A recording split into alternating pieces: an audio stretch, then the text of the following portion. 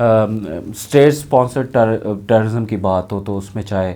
Arm forces special act ہو جس پہ ہم نے پروگرام کیا، اور کس طرح کہ باقاعدہ ایک اسٹیٹ جو ہے رائٹس دے دیتی ہے بلا جھجک، اور اس کو کوئی پوچھنے والا نہیں ہے، اور وہ کہہ رہی ہے کہ جو مرضی کرنا ہے آرم فورسز نے وہ کرو، مینلی منارٹیز کے ساتھ ہی ہو. جی ایسے ہی، ہاں جی انہی ایریاز کے اندر. دیکھیں یہ جو اسپیشل آرم فورسز جو ایکٹ ہے، ہم نے پچھلے پروگرام میں بات کی، آپ یہ دیکھیں کہ اس کو توسیع دی گئی ان علاقوں میں. ابھی ایک ویڈیو بہت زیادہ وائرل ہوا، گلوبل نیوز واچ پہ بھی ہم نے دیکھا کہ صوفیہ ناگا جو کہ ناگا لینڈ کی ایک خاتون ہے،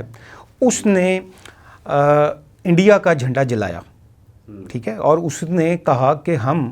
آزادی کا اعلان کرتے ہیں، ہم انڈیا کو تسلیم نہیں کرتے، ہم نے کبھی کیا ہی نہیں ہے، ہم انڈیا کا کبھی پارٹ تھے ہی نہیں. اور پھر اس کے ساتھ ساتھ بڑی اہم بات جو ہم لاسٹ پروگرام میں کر رہے تھے، اس نے یہ بات کی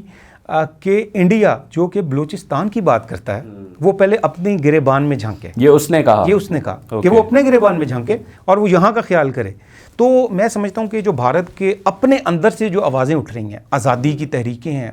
اور وہاں پہ جو خالصتان کی آواز ہے، منی پور ہے، ناگا لینڈ ہے، زو لینڈ ہے، جس کے ہم اکثر بات بھی کرتے ہیں، دیگر 7 سسٹرز میں سے اور بھی جگہیں ہیں. تو میں سمجھتا ہوں کہ یہ ان کے حقوق ملیں گے، ان کو آزادی ملے گی، کیونکہ بھارت کی جو جارحیت ہے اس کے خلاف یہ دن بدن جو بڑھتی جا رہی ہے، یہ لوگ کھڑے ہوں گے، اور آخر کار بھارت جو ہے وہ اس کو کئی ٹکڑوں میں تقسیم ہونا پڑے گا.